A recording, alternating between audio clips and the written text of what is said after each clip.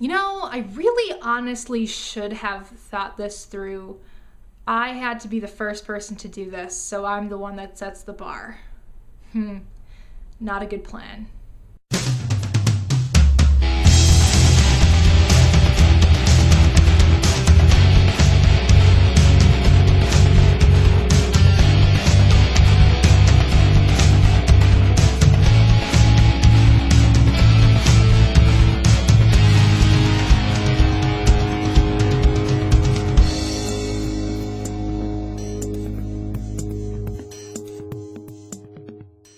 What is anime to me? Anime to me is an art form. It's not where it was made. It originated in Japan, therefore, the Japanese do it better.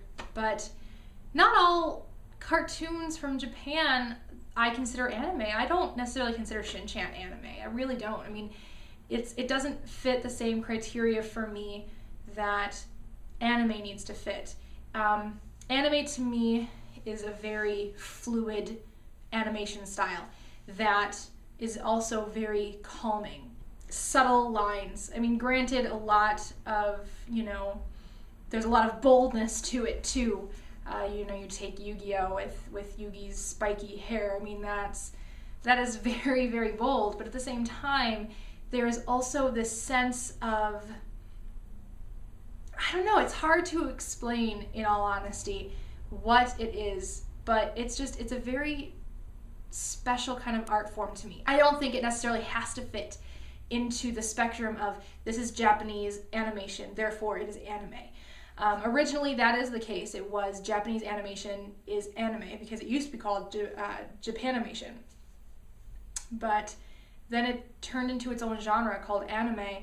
And I think that now even America is picking up on this art form, this style, this really great thing. Just like Tezuka, modeled his manga after Disney, and he didn't keep that a secret. He was proud to say that he was copying Disney, and not necessarily copying Disney as much as he was taking what Disney did and emulating it into his own art form.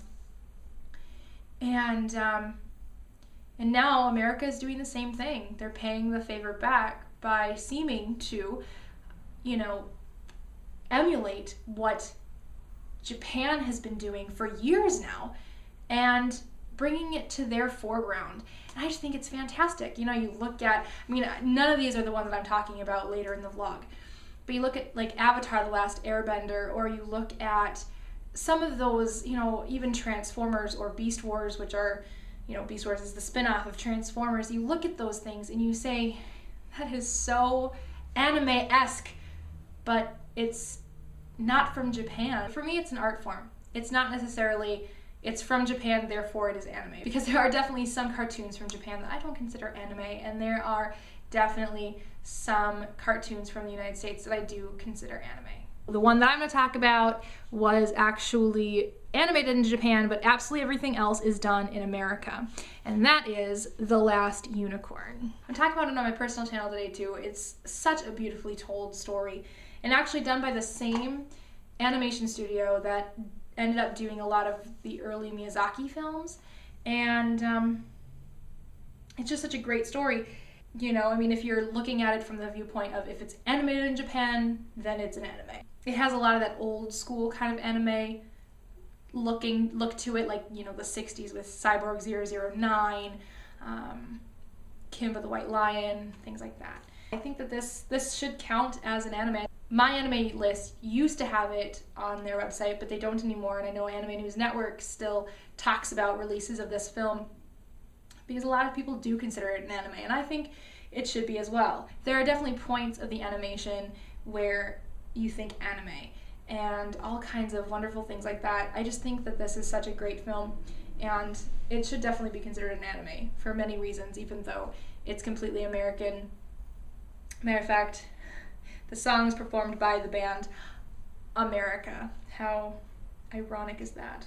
This is the one that I think should be definitely considered anime. I do keep it in my film collection, not my anime collection, but it's such a beautifully told story. Even at 23, I'm still enchanted by this story. And not only am I enchanted by this story, but I'm not even a girly girl who even likes unicorns. I never liked unicorns, but this story, pretty cool. So that is what I consider anime, and this is something that I consider anime. I do. So maybe I will just put it in my anime section. Who knows? Sarah, I'll see you tomorrow.